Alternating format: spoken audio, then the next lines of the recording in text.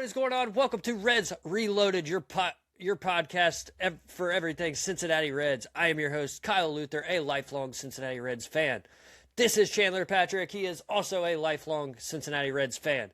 Now, guys, we want to talk about the Tigers and Rockies series. It's a pretty good series overall. 4-2 for the Reds. I will take that all day long. I keep on saying, win. Keep on winning series, and you're going to win in the long run. So I'll touch on the scores a little bit, and then I have a stat that I actually want to talk about. So during the Tigers series, we went, the Reds won 9-8, 9-2, and then lost 3-8. During the Rockies series, we won 7-2, lost 2-13, and then won 6-4. The Reds have the best record since 2006. Guys, I was 6 years old when that happened. That was 20 years ago. But hey, we'll take it. I'll take it any time in my lifetime. I support the Reds through bad and through good. So let's kind of get into the hitting aspect of it. What do we think is the biggest key players and kind of their stats throughout these two series and throughout the whole season? So, Chandler, what do you got? So something that I focused on, I noticed, just throughout those last two series, we were scoring runs, right? Even though not necessarily every game was high scoring on our end, but there was a lot more runs being scored overall. Through the first 25 games of the season, we scored 97 runs. That is 3.8 runs on average per game. The last 6 games, we scored 36 runs, which is an average of 6 runs per game. So clearly, from an overall sense, those last 6 games, we were scoring more runs, which I know last episode we had touched on it. We want to be able to compete in higher scoring affairs, right? Absolutely. It's not just, rely on the pitching, just score, 2, 3, maybe 4 runs in a game. No, we need to be able to compete even when our pitching isn't quite there, whether it's the rotation or the bullpen. So that was something I found really interesting and really excited me. I know we were talking about it throughout the series. It was like, look at these guys, these guys hitting home runs. We're scoring a lot. We were just talking about this. So I know we were getting excited about it. Oh, absolutely. Starting off with TJ Friedl in his last 7 games, hitting .292 with 2 home runs, and he has a .625 slugging. So I know I had mentioned last episode, I don't really want him swinging for the fences. Just hit line drives. The ball will leave at Great American Ballpark, especially as a lefty, and that's what's been happening for Friedl. So clearly finding a little bit more consistency, finding a little bit more rhythm. I know a lot of fans still aren't happy about seeing him in the lineup, but seeing him improve with his numbers here recently, it's a good sign. Next up, Nathaniel Lowe. Oh. What else can we say about Nathaniel Lowe? I think everybody's been touching on how good Nathaniel Lowe has been. He is now tied for 3rd on the team with home runs with 5, and all 5 of those home runs came in those last 6 games. In his last 7 games overall, he's hitting .346 with a .414 on base, a .962 slugging. He has 1 double, 5 home runs, and 7 RBIs. Wow. And him being tied 3rd with home runs, he's tied with Spencer Steer. So the fact that Nate Lowe, he's starting to get more playing time, especially with Suarez being out, he's showing why he should be in the lineup every single day. Absolutely. So we absolutely love to see him stepping it up, especially while, our big free agent signing Suarez is out. Mm-hmm. Now, a little bit of a question. Is Sal Stewart cooling off a little bit?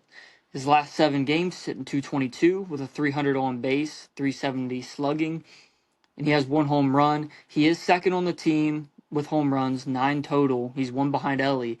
But are we starting to see pitchers kind of figuring him out a little bit? Are we seeing maybe just he's getting in his head a little bit, trying to do too much? Maybe he's trying to swing too hard. So looks like there's a little bit of adjustments needing to be made from Sal Stewart right now. But if that's his cold stretch, I'll take it. We've seen far worse from many other players over the years. Next up, Ellie De La Cruz. Like I said when going over Sal Stewart's numbers, Ellie does lead the team in home runs with 10. In his last 7 games, he's hitting 308 with a 400 on base and a 538 slugging. Something that I found very interesting that I touched a little bit on last episode, but I wanted to touch a little bit on it more. 256 average against righties, 343 on base, and a 467 slugging. Typically, that's where his bread and butter has been offensively. He tends to excel against righties. Well, this year, it's kind of been the opposite, which his numbers against righties are still good, don't get me wrong. But lefties is where he's been excelling, and he's been excelling a lot. Hitting 353, 389 on base, 824 slugging, 1,213 OPS. That's insane. And then insane. And then diving into his defense, right now he's on pace for between 15 and 16 errors for the full season. That's just what he's on pace for. Obviously, things could change as the year goes on, but that's what he's on pace for right now. That would be the lowest that he's had since 2023 when he had 14 errors across that full season. And if you guys remember, he debuted in June of that year. So that wasn't even a full season sample size. So, when it comes to full seasons, 2024, he had 29 errors. 2025, he had 26. But this year has been a big jump for him so far. Moving on to Spencer Steer. Like I mentioned before, he is tied for third on the team with the most home runs with 5. In his last 7 games, he's hitting 304 with a 407 on base and 522 slugging. In his last 15, he's hitting 304 with a 418 on base and a 565 slugging. So it looks like the last 2 weeks he's finding a lot more of a consistent rhythm. Those stats are really looking a lot more similar to where we should be able to expect Spencer Steer to be at, especially when we saw what he did in 2023, his first full season for us. It's going to be very interesting to see how the rest of this year plays out for him. He currently on the year he's hitting 237, 318 on base, 454 slugging, and a 772 OPS. That's his highest slugging and OPS since 2023, where he had a 464 slugging and an 820 OPS. So if he can continue to bring his numbers up like he has the last 2 weeks, we might see a season similar to that 2023 season for Spencer Steer, and that is definitely what we need out of him. Absolutely. Matt McLain in his last 7 games, struggling still. He's hitting 214, 290 on base, 464 slugging, but he had 2 home runs, and they both came in that first game against the Detroit Tigers when Nate Lowe also had 2 home runs that game. And those guys both had clutch home runs. Each one of their home runs, it was, tying the game or giving the team the lead. Absolutely big game for both of those guys, but just overall for Matt McLain, getting those first couple home runs out of the way, finally getting to see those power numbers show up. Something that I've been waiting to see for him because we saw what he did in spring training. It's finally looking like it's starting to show in the regular season a little bit. Will Benson, his first big league home run of the season. Now we're moving on to J.J. Bleday. So he gets called up. He makes his Reds debut, and he goes 1 for 1. He walked his first time up, and then he hit a home run his second time up. I got done with that game, looked at his stats, and I'm like, man, his stats look crazy. He's hitting 1,000. But Did you watch that home run? Did you watch that on the um, yeah, rewatch that? That ball was juiced. yeah, That was like an Adam Dunn home run in Great American Ballpark. That ball was juiced. yeah. I mean, Blade does have power. I mean, it's not like it's been his big thing that he's showcased so far in the big leagues a whole lot, but JJ Bleday, where his potential lies, he could easily be a top hitter on many ball clubs in Major League Baseball. And I was very surprised to see that we were able to acquire him so easily in the offseason. But I was very happy when I saw that we was able to pick him up and Nate Lowe, because those guys could be very, very big with the production of the offense for, again, any ball club. But I'm glad that they're on our side. And then last thing that I have to touch on with the offense, it's not at the big league level, but it's attached to the big league level. Noelvi Marte. We saw him in the big leagues to start out the year, and his numbers just weren't quite there. Tito was making him face lefties after lefty, and if there was a righty that came in, he was getting taken out of the game. If a righty was starting, he was on the bench to start the game. He was only facing lefties to start off the year. Then he started seeing a little bit of playing time against righties, and he got a couple of knocks, but big thing is what he's doing in AAA right now. In 13 games, he's 21 for 52.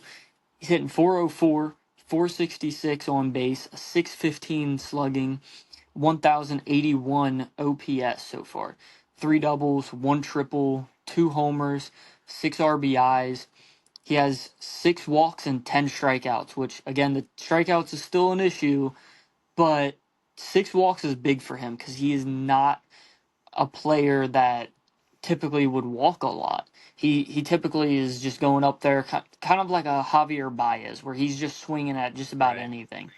So if he can get out of that and just be more disciplined at the plate, I think, that's a big thing that they've been wanting to focus with him on in AAA.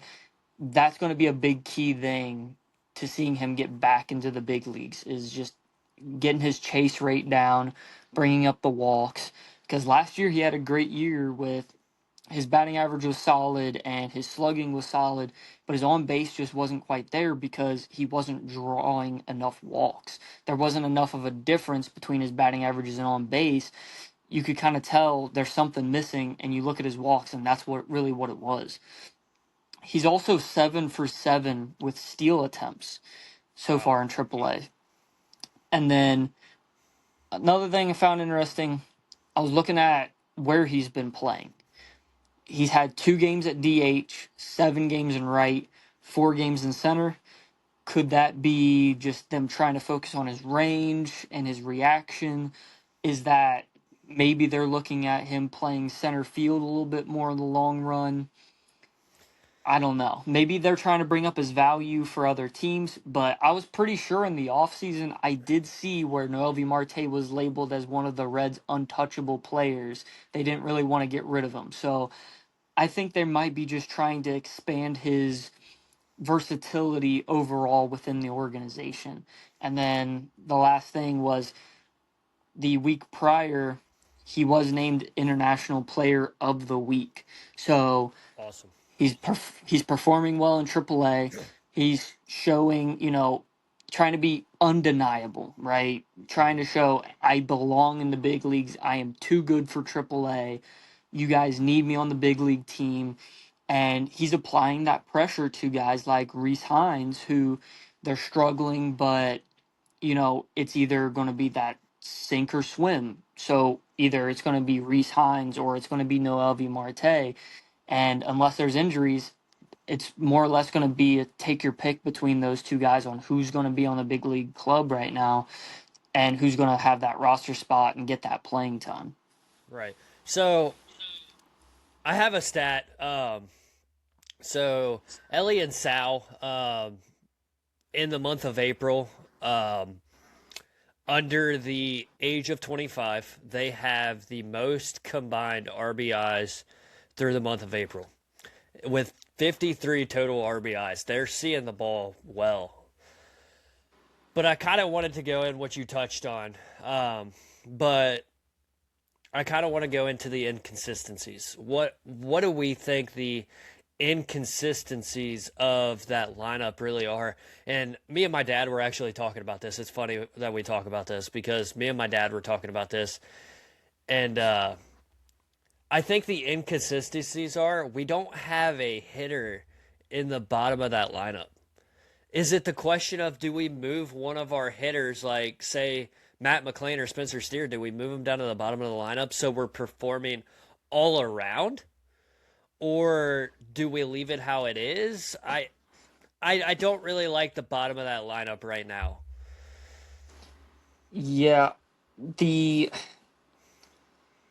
I I wouldn't really necessarily mind having some of these guys move around in the lineup. I know we kind of touched on that last episode, even just trying to move guys around a little bit, try to figure out if it helps certain guys get out of funks or whatever. Because sometimes it's about who you're hitting in front of, who you're hitting behind, where you're hitting in the lineup.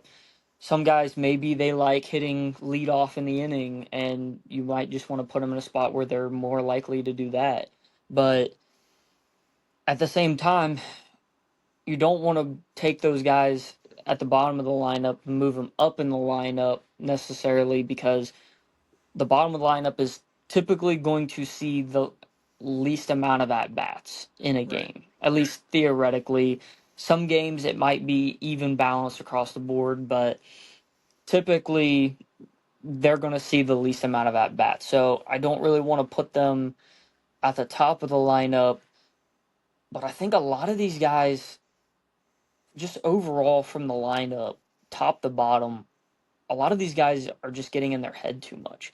Maybe there's just slight adjustments that they need to make, and that's why they're not getting results, but they're just getting in their head and trying to do too much and overcomplicating it mentally and physically as well. Right. If you're in your head, if you don't have that confidence, if it could just be something small.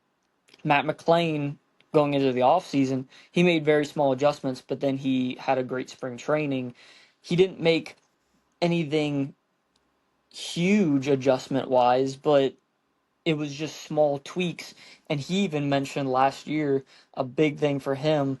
Yeah, he was coming back from injury, but he was getting in his head a lot. Right. And I just think that is a bit of an issue with a lot of these guys in the lineup overall. Yeah, and I think you're completely right on that. But we did have a game. Um, Forgot to touch on this, but I will now. We had a game against the Tigers. Four different Reds players hit home runs in that game. I think I think we were seeing the ball well, but I think the problem is, and maybe you can touch on it a little bit, like we're hitting four home runs in a single game, but we're only winning the game with nine. Uh, I mean the Rockies won the second game 13-2.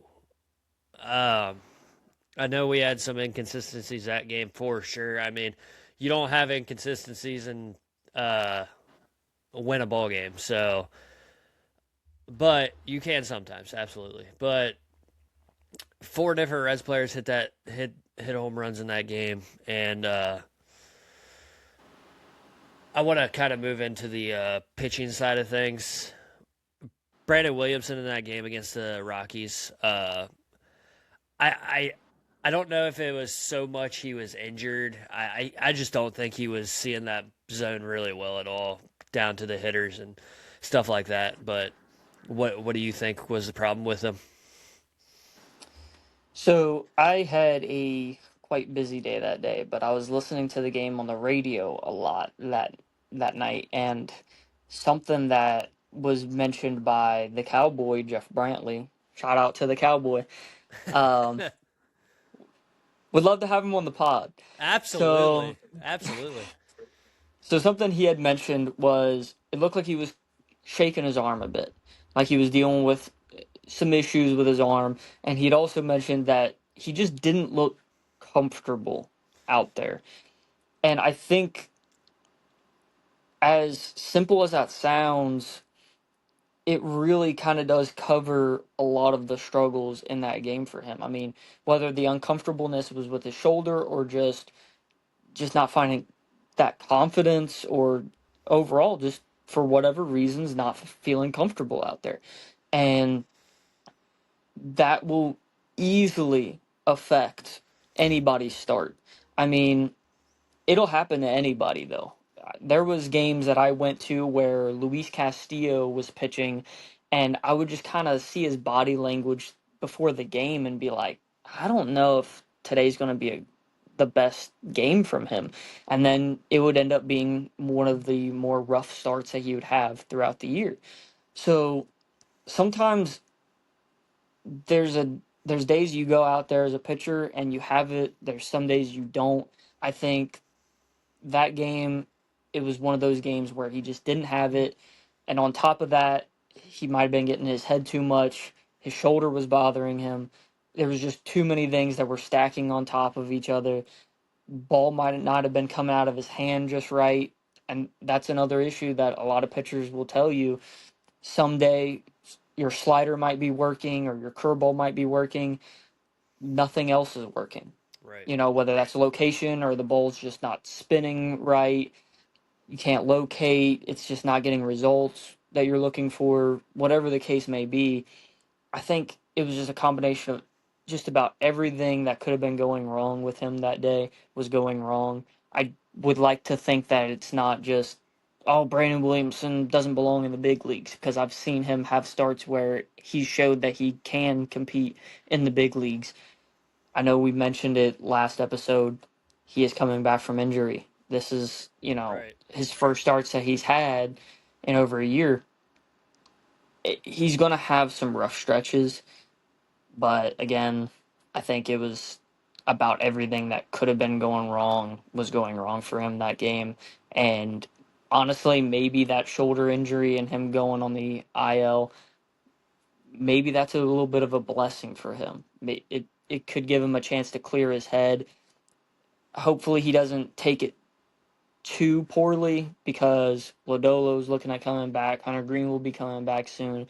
Right. I don't want him to be worrying too much about losing his spot, but maybe it'll allow him to just have clearance in his mind and be able to just get back out there and focus on what he needs to do to be successful and get out of his head a little bit. So I kind of want to touch on the Rockies series a little bit. We had some pretty good pitchers that series. Chase Burns, he went six innings, 2 earned runs, and 9 Ks. He had 9 strikeouts that game. Um, Andrew Abbott, he pitched really good against the Rockies. He had 6 innings, 2 earned runs, and 5 Ks. But the bullpen kind of bent that game, and then they kind of held through. So I think what we're seeing right now is absolutely Chase Burns is our top pitcher right now. No questions asked. Chase Burns is our top pitcher. I don't know if you'll agree with me or not. No, yeah. So far, he has been the most dominant out of our rotation. What do we think?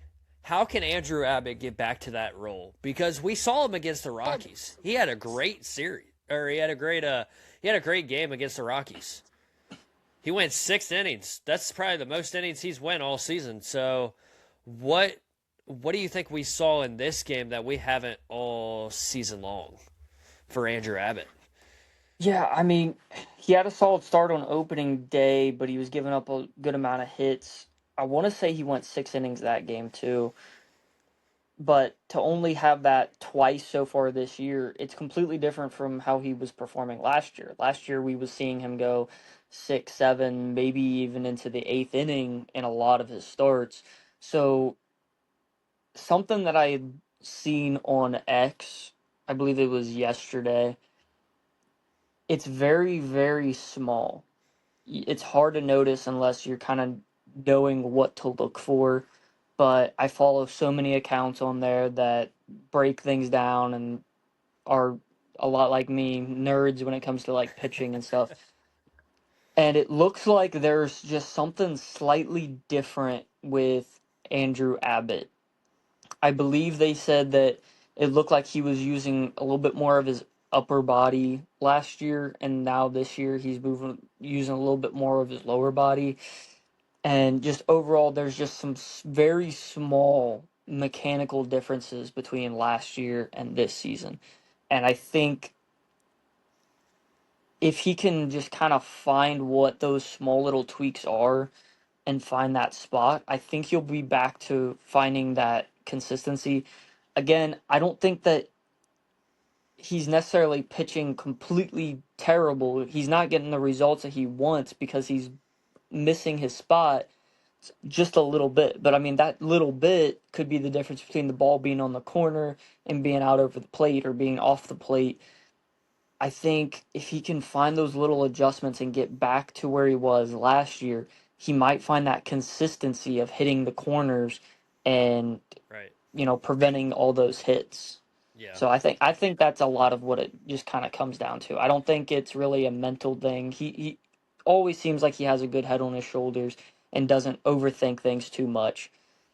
It's just he knows that there's something a little bit off, and I think he's going to keep working on trying to find what that is. And once he finds it, I think he'll be able to ride out the rest of the season just fine. I'm just hoping that he's also able to work around the issues that he's had in the past, where he starts to fall off later in the year. Especially with his slow start this season, we need him to stay strong throughout the whole rest of the season because that he needs to bring his numbers down because right now his numbers are up there. If he can stay strong the rest of the season and only have a rough, start, he could still have a really good, Yeah. potentially Cy Young candidate season again. Yeah. Absolutely. So I just wanted to touch about Williamson going to the IL. Who do you think they're going to call up? I personally think they're going to call up Chase Petty. I think Chase Petty really deserves that spot. I believe the move that they made was Luis May, was it not? Um, I know they just called him back up. I know they just called Luis May back up, but at the end of the day, Luis May is not a starter. We're gonna need a starter while Lodolo, Williamson, and Williams, Hunter Green's out. I could be wrong, but I want to say that they're potentially hedging their bets on Lodolo being ready so that when Williamson's next start would come around, that Lodolo could fill that spot. Right. Otherwise, we would have to be looking at probably Chase Burns or somebody else. I mean, I'm not too sure if I'm that confident in a lot of the other options that we have as of the moment, but I feel like Chase Petty would have to be the guy that we would Right. that we would have to go with for right now. If we were in that spot. But if Lodolo's ready, then maybe that's just what they're hoping for and that's why they haven't made that other move yet. I really think that's where we struggle the most. When our pitchers get hurt, we really don't have the depth down in AAA to cover those spots like immediately. And we Yeah. see a lot of guys come up to the MLB and struggle.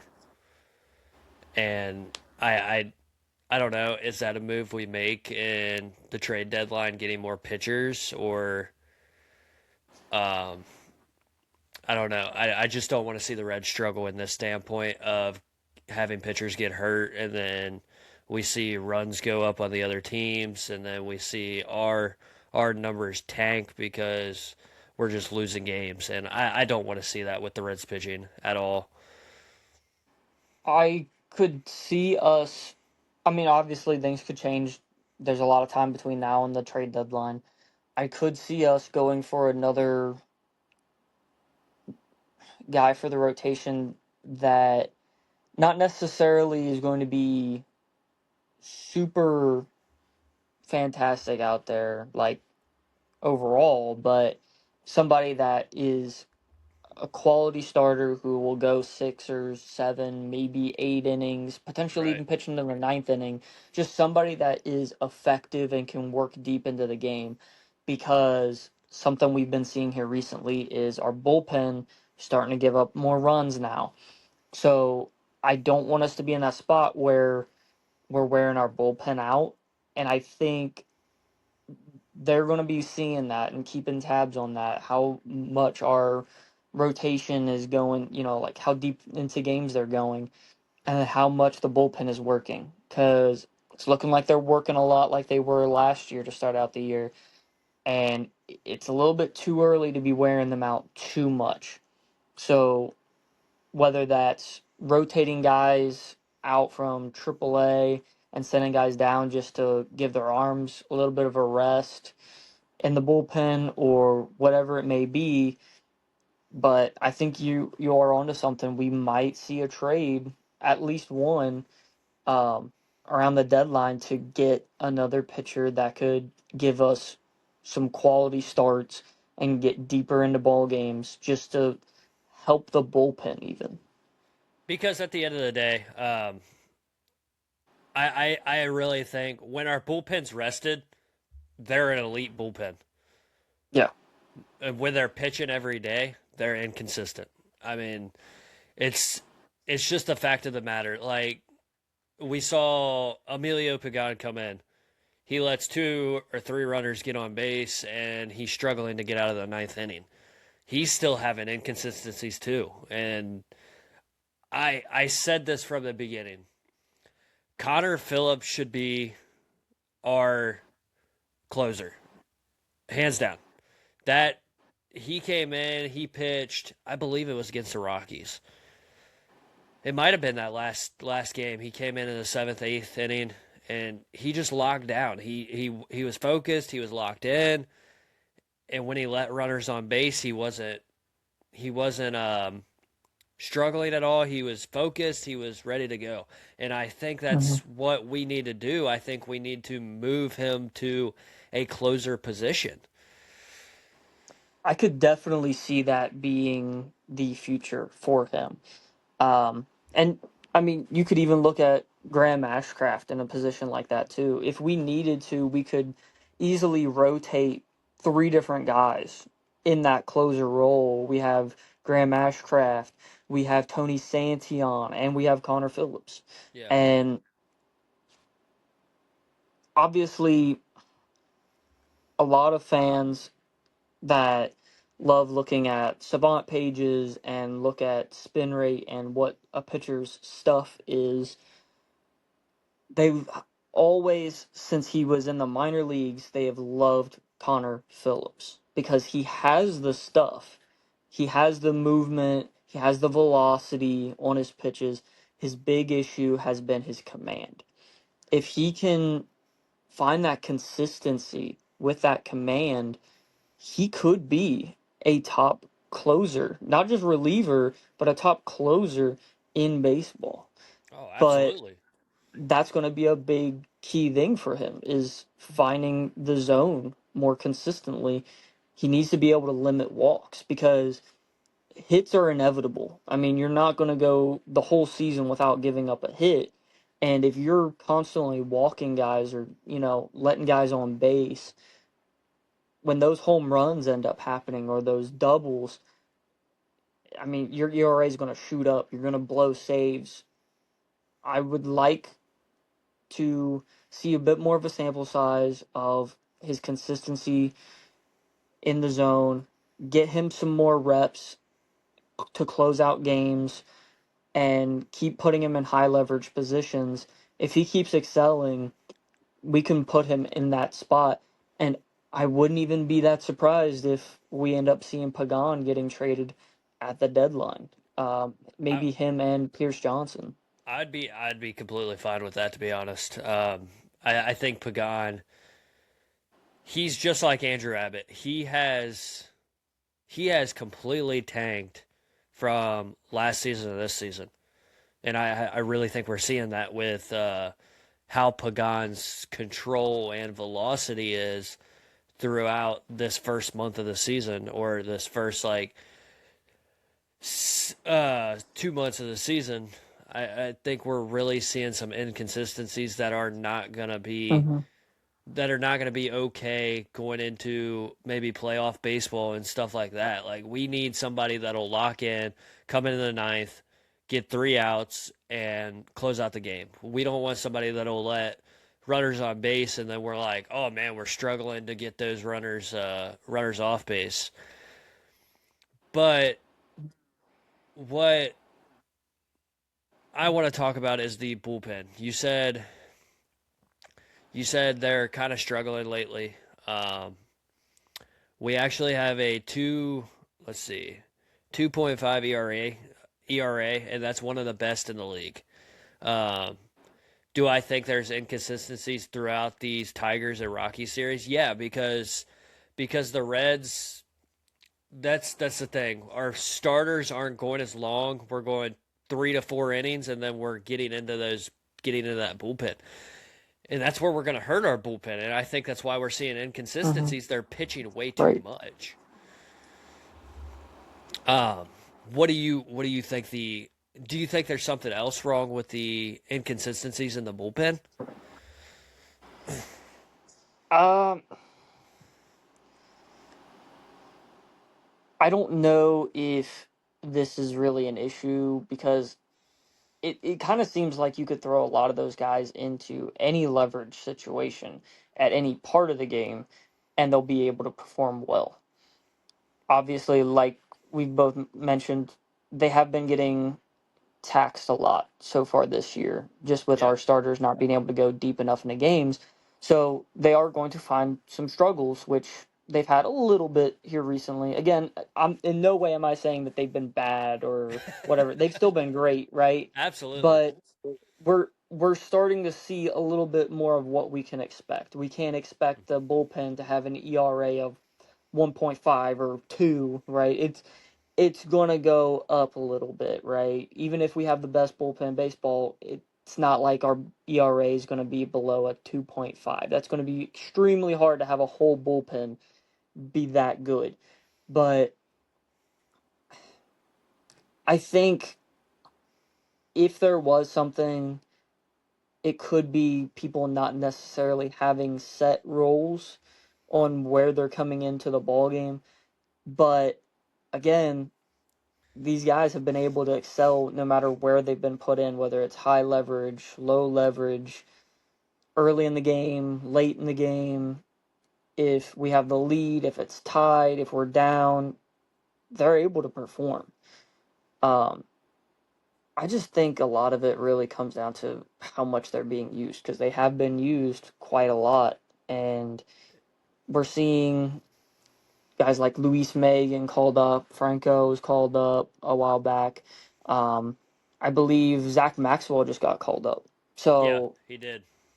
I mean, we could be seeing some guys, like I said before, rotating from AAA up to the big leagues just to even just save the arms of some of these guys. Maybe have some relievers use as openers, just have a full bullpen day if needed. Maybe that's what they'll do in place of Williamson's start if Lodolo's not ready. But I don't really find that as a solution to the bullpen overall. The only thing I could see that could really help is if you rotate guys from AAA up to the big leagues just to save some guys, some give them an extra day in between, them coming out of the bullpen. So hopefully we're able to get our starters more consistently with going deeper into the game so we can save the bullpen's arms that way. And then if we can rotate guys or call guys up throughout the year to pitch it out of the bullpen and save the arms of some of those guys, then I'm fine with that too. So I kind of want to play an imagination game.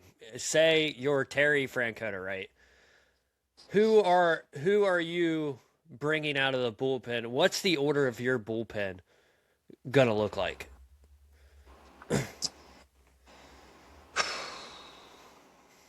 So I'll mainly just go over like the guys that I want in those more high leverage spots. Yeah. Again, it doesn't really seem like it's necessarily mattered too much on what time of the game that they're being brought in. They're performing well, but the guys that I really want to see in those high leverage spots are Tony Santillan and um, Connor Phillips. If there's lefties at the plate, I'd like to see Sam Maul being brought in, and I wouldn't necessarily even mind seeing somebody um, like Graham Ashcraft getting more, roles later in the game. I know sometimes it's like he's getting brought in earlier in the games from the bullpen. He can go multiple innings. He was a starter before, but you could even try to put him out there because it's not like Santion wasn't a starter before. You could use him in the same role. Connor Phillips was a starter before. You could do the same thing with him. So then also going back to Emilio Pagan, maybe pull him away from that closer role for right now, not necessarily permanently, but at least for right now, until he's able to find some consistencies. Maybe part of it is him losing that grip on his splitter. I know he talked about it in a podcast. It happened last year, I believe it was. He had lost that grip, and he had been talking to a former player that played with the Reds, Justin Wilson, I believe it was, Yeah. and he had sent him a photo of the grip that he used for that pitch, and he was scrolling through his phone, and then he realized that he had lost the grip to his splitter. I don't know if maybe that's part of the issue. Maybe there's more going on with him, but I would probably back him off a little bit from the higher leverage roles right now and focus on those other guys that we mentioned that have been excelling out of the bullpen: Graham Ashcraft, Tony Santillan, and Connor Phillips. I don't know if you saw it or not. Did you see Tony Santillan? Did you see his pickoff at first? Uh, I believe so. Yeah, he picked that guy off at first. I was like, "Ooh, dang, that was good." and I think I that's where I've always appreciated a good pickoff. and I think that's where we see Tony Santillan. He can focus on a lot when he's pitching. You hmm see him, he's not too he don't focus on that heat that much. He focuses on the control and the velocity a little bit better than most pitchers. Yeah. I think where most of our pitchers struggle are we're throwing 100 miles an hour every freaking time, and that's where we're going to struggle the most because we're going to get more walks, we're going to let runners on base, and those hitters are going to see that ball more as a heater than they are a breaking ball or something like that going into that. Yeah. I mean, something I have always appreciated was something like what Justin Verlander used to do. He would throw maybe mid 90s, but then he'd pump it up to around 100 miles an hour if there was like two strikes and he just needed to put them away or just give them a different look. Or if it's late in the game and he's like, this is my last inning, I'm going to give it all I've got. So I would like to see a little bit more out of that from like Graham Ashcraft and Connor Phillips, for example. Santion's been doing a better job. He can throw 96, 97. He's just Yeah. choosing not to because he's trying to control the ball, be effective. He doesn't necessarily have the best spin on all of his pitches or the highest velo overall, but he's trying to just overall be effective, and it's working very well for him. He went the first 3 or 4 weeks of the season without giving up a run. So Yeah. um, clearly very effective on his end. Graham Ashcraft, we know he can pump 100 with his cutter, but even as accurately as it has been placed, it could be better if you just dialed it down just a little bit and then don't make it too predictable. Like oh, every time you get 2 strikes, you're going to give it the heat, all the way, crank it up to max. But try, maybe changing it up a little bit like that. If you're feeling confident, then yeah, bring the heat.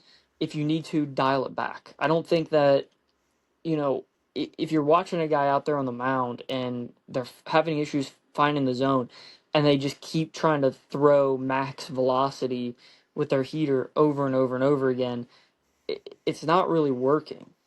So try to Right. dial it back. There's nothing wrong with humbling yourself a little bit, dial it down a little bit, just find that find the zone, find your control, and then you can find your velo from there. Once you're finding your spot, then you can get that confidence, and then just naturally it's just going to come out a lot hotter and you'll be effective. And we've been seeing it to start out the year for a lot of guys. They've been throwing a little bit slower, like Santion, for example, throwing a little bit slower, just trying to find that consistency and find the zone.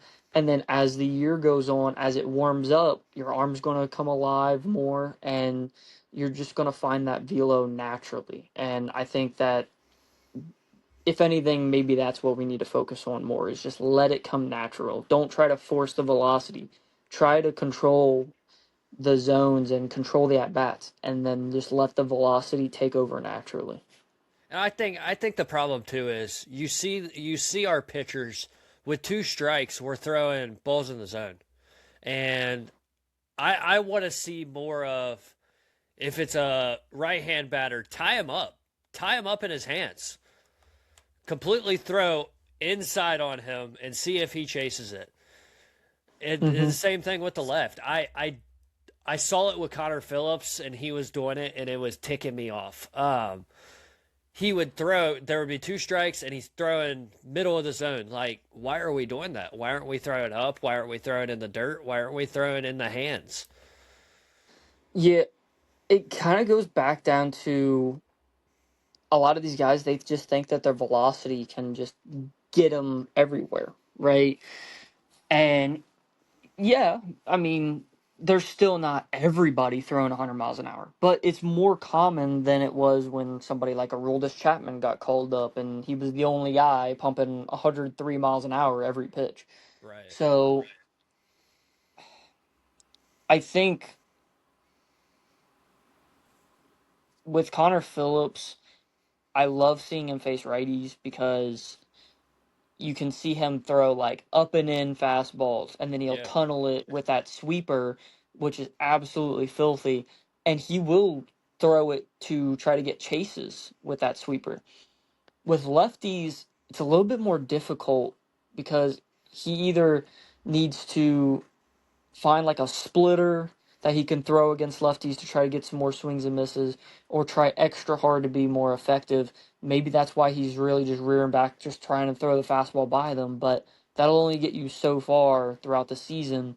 They're going to adjust when you go to face some of the more premier hitters. If you're facing a Jose Ramirez or a Aaron Judge, you're going to find a lot more issues when just trying to, I'll just throw it by them. Well, those guys are good Right. enough that they're going to make those adjustments. So if he can throw like a splitter and throw it more consistently, that could help him against lefties. So far, his bread and butter, especially against righties, has just been fastball, sweeper.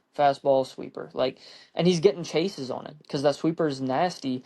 If he can tunnel it, he's going to be effective. But that'll only get you so far against lefties. He needs another pitch that he can kind of rely on, and it kind of goes the same with Graham Ashcraft. Credit against lefties, he has a cutter, so he can saw guys off. It's going to be a little bit more effective. It's in part why he's had more success against lefties typically, but against righties, everything's kind of moving into the barrel. His cutter is going to be moving away from the hitter. His slider is going to move away from the hitter. It's going to move more in towards their barrel than anything. So I would like to see him kind of expand his arsenal a little bit. Out of the bullpen, it's easier to go off of just 2 or 3 pitches, but league wide, we're seeing more guys expand their arsenal of pitches to be more effective. And I think you get those 2 guys, for example, to do that, and I think they'd be able to have maybe even more success than Tony Santion, and he has an expanded arsenal over those guys. Yeah. Yeah, and I think that's what we need to focus on coming into the next 6 games. We'll touch on that for a little bit. The next 6 games, we play the Pirates and the Cubs. We go into NL Central playtime, and I think that's where we need to focus on the most with pitching, hitting. We need to find our control in our hitting, because if you I don't know if you saw it or not. The Cubs played the Dodgers. They were down 4-0, and they came back in the eighth inning and won that game. The Cubs and Pirates. The whole NL Central right now is so good, and I think that's where we're going to see the first test. And I think I was telling you this before. When we play different teams, especially in our own division, we're gonna have to show up. There can be inconsistencies, but there can't be as much as we had. Mm-hmm. And I think that's where we struggled last season, playing not so crappy teams, but like playing teams that don't have a winning record. We really struggled against that. But the thing we're seeing with the NL Central Division is everybody's competing. I think the bottom team's only 4 games out of first place. Like, what do you think we need to do in these next 2 series that are going to really show Reds fans what the Reds are all about in the NL Central Division?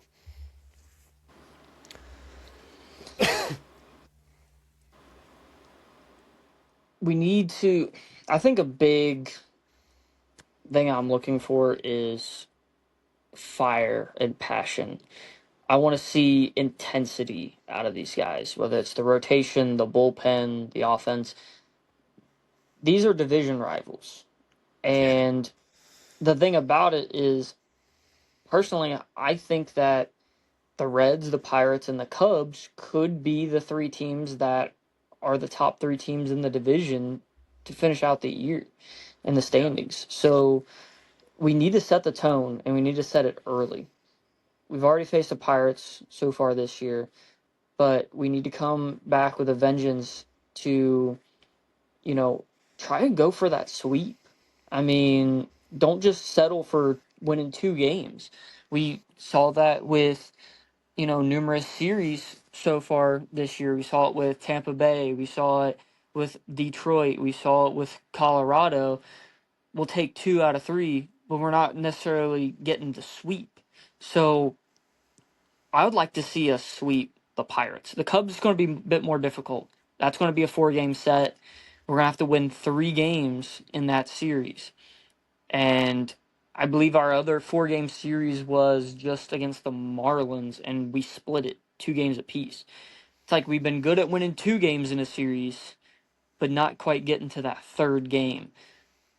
I want to see us win a third game in both of those series. If we can sweep the Pirates, again, might not be easy, but if we can do it against the Cubs, if we can take at least 3 out of the 4 and win that series, we need to be intense. And if that means that we need to chirp at the other players, if that means that we need to just get the fans invested on, like, is there going to be a brawl or something that's going to break out? Like, just give us that intensity, that gritty playing style where they're just clearly wanting it more.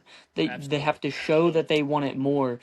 If they can set the tone against the Pirates and the Cubs while it's still early in the season and apply that pressure, it could really change how the rest of those series play out the rest of the year against those teams. So we need to attack it early. So I'm not gonna lie. We do have, I think, our top 3 pitchers going for that Pittsburgh series. We have Singer the first game, we have Louder the second game, and then we have Burns the third game.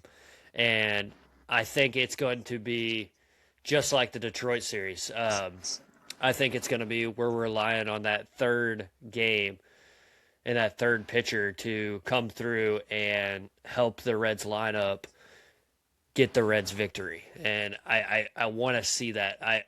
I'm with you on that. I don't think we need to try to be going for 2 games, get the series get the series, and then completely fail out the third game. Like we need to be going for that series sweep, and I think that's what Terry needs to put in the guys' ears is guys, we need to get that series sweep. Wins are not going to come easy. They are not going to come easy at all. You're not going to we're not going to win games by hitting the ball and not pitching. I think our pitching needs to show up. I think our hitting needs to show up. I think our whole it goes all around. But I will say, I got one stat for you. We are 12-0 now, and games decided by 2 runs or 1 run or less. We are now 12-0 in that, and I think with that first game of the Detroit series, we won 9-8. We actually ended up. Nate Lowe had a huge game. Matt McClain had a huge. Matt McClain had a huge game, but that's the struggle that we're seeing out of the bullpen as of late. They're letting runners go by late in innings.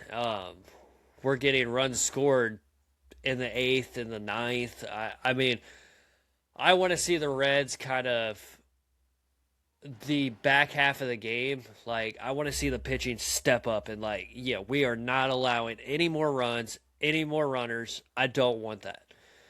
And I think that's what the Reds need to do. Yeah, from an offensive standpoint, just really have great competitive at bats, run up the pitch counts, try to get those starters pulled out early. The rotation, they need to attack the hitters. Don't pitch around them so carefully that you're allowing walks and running up your own pitch count. Get deep into ball games and then give that bullpen a chance so that you're not wearing them out through those 2 series and they can put out their best performances that they can, so that they're not being overworked during that stretch. I believe we will not have an off day until the 11th of May. So it's going to be the 3-game set against the Pirates in Pittsburgh, the 4-game set against the Cubs in Chicago.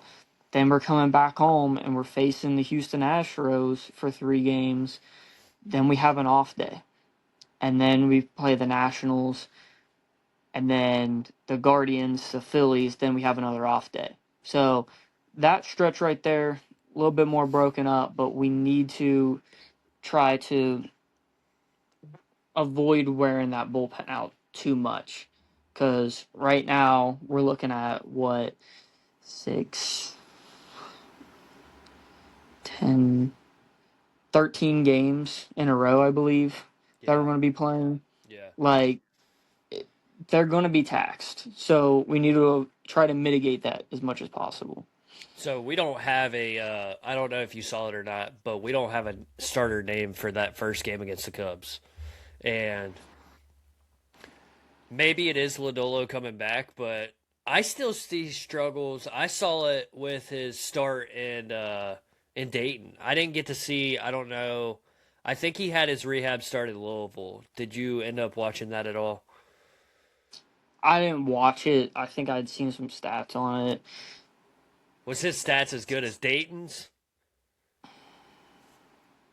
I don't remember off the top of my head. I think they were both decent. I mean, he's coming back from a blister issue. It's kind of limited, just trying to ramp him up. So, I mean, I think if he has the blister issue taken care of, like if it's good for now, like actually good, not like he's gonna go out there in 2 innings and it's gonna cause an issue again, then I think that he realistically should be able to go for the next start. Here's the problem I see. They said he was having inconsistencies with his splitter. Do you think that's something he actually really needs to perform in these games now? Do you think he needs that splitter, or do you think he can roll kind of with other pitches and use different pitches other than that splitter? Or do you think that splitter's going to be effective more than the other pitches? Personally, I think if there was a lineup for him to probably test it out against, I would kind of leaning towards the Cubs. I Yeah, mean, especially if you're going to try to settle down, PCA in that lineup, that lefty on lefty matchup. He also he can have some success against righties too. I mean, he has a great breaking ball, he has a good fastball.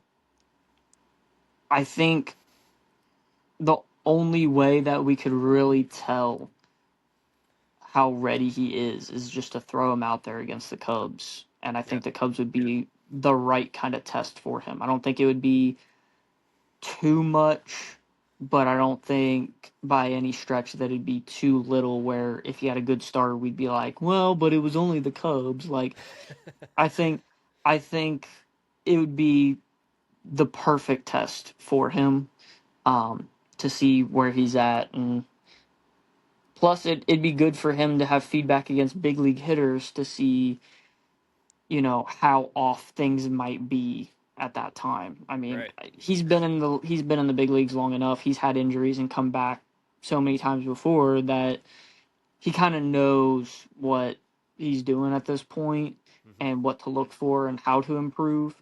So I think that if his blister issue is fine and he doesn't have anything else that's bothering him, I think it'd be the right call to probably put him in that Chicago series if available. Absolutely. So, guys, we're gonna wrap it up here. Um, if you guys did enjoy, I appreciate you guys listening. Chandler, I don't know if you know this or not. We are up to 79 streams from our first episode that we put out on YouTube. So, guys, we are getting incredible support, and we do appreciate it. We try to keep this interesting for you guys, and if you guys have any feedback, I know Chandler will say the same thing. Don't hesitate to reach out to us. We always like the feedback, what we could do better. What you guys want to see us talk about. If you guys find any stats or anything, I would love to throw it in here. You see a stat pop up on the TV, and you're like, "Hey man, send that to Chandler or Kyle." I would love to see that. Throw us stats, throw us whatever you want. We'll talk about it. We'll put it in the next episode. You find anything? They have the Pirates and the Cubs. Hopefully, we can go sweep. We weren't. We were really close in those Tigers and Rockies series, but hopefully we can find our itch and show what we really are in the NL Central Division. And I think that's what we really need to do moving forward. So, guys, if you did enjoy, I appreciate it. I appreciate the love and support that you guys have shown on this podcast. And as Marty would say, this one belongs to the Reds. See you guys.